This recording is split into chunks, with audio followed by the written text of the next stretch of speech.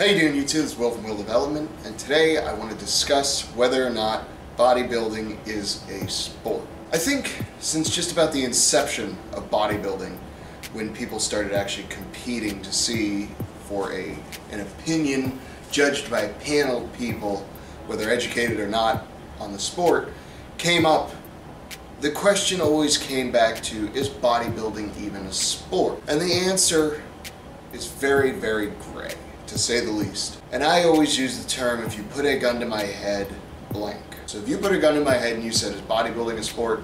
I would tell you yes. In fact, you wouldn't even have to put a gun to my head for me to tell you, hell yes, bodybuilding is a sport. So then the question becomes, why do I believe that bodybuilding is actually a sport?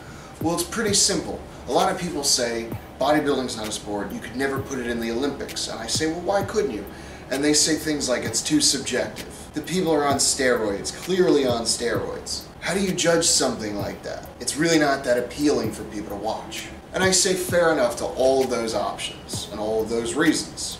Sure. But let's take a look at some of the Olympic sports that are in the Olympics. Things like weightlifting, running, swimming, these are all objective sports, meaning there is a timer, there is a standard that is held, and there's no subjectivity in it whatsoever. Whoever touches that button first stops their clock. If they have the shortest time, they're the winner. It's that simple. There's nothing to muddy up the results. But then there's sports in the Olympics that aren't so objective. Things like gymnastics, synchronized diving, wrestling. And you may say, well, wrestling is not subjective, it's very objective. Or even gymnastics isn't, or synchronized diving. And I say, how the fuck is that not subjective? You have a panel of judges giving out a score based on what they saw. By that logic, baseball is subjective. And here's why. Because the umpires fucking rule that sport. How many times have you watched baseball and somebody says the umpire made a bad call? The umpire took a subjective thing that he saw and made a ruling on the field, or I guess diamond. And generally speaking, whenever they make a call, that's what stays. Same could be said of American football. Same could be said of soccer. So there's even subjectivity in these so-called objective sports. But they're still considered sports. And then the ones that you can't even argue, like gymnastics. That is not an objective sport. That is clearly subjective. Oh, well, they have certain standards that they have to meet. You know, they have to do this, and this is what this should look like. Yeah, should look like. Now, that's not what it is. That's not what it does look like. Bodybuilding, it's starting to sound like somebody's just describing bodybuilding. This is what a side chest should look like. This is what a most muscular should look like. This is what a hand over abs, this is, it's starting to sound like the same conversation if you ask me. So then the next big one comes up, steroids. Everybody's trigger word. You see somebody in the gym bigger than you are, or even bigger than the guy next to him, obviously he's on steroids, there's no other option. And steroids have such a negative connotation in this country, specifically the United States, but even all over the world. And it always bothered me, always bothered me.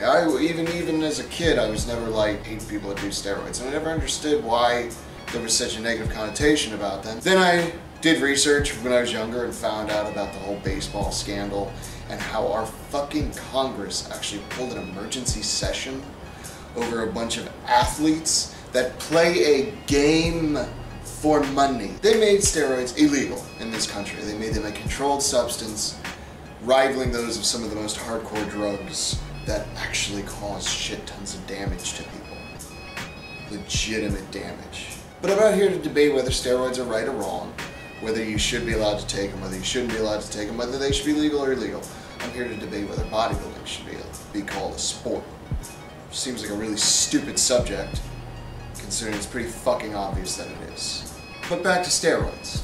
People say, oh, well, they're on steroids. That doesn't change anything. I could give you steroids today. You wouldn't be fucking Mr. Olympia in 10, 20, 40 fucking years. You never would. Ever. Have it. The kind of drive and determination that it takes to become Mr. Olympia, and obvious political connections in the sport, different argument for a different time. Those are the things that makes a champ a champ. I wish I could remember which old school bodybuilder it was.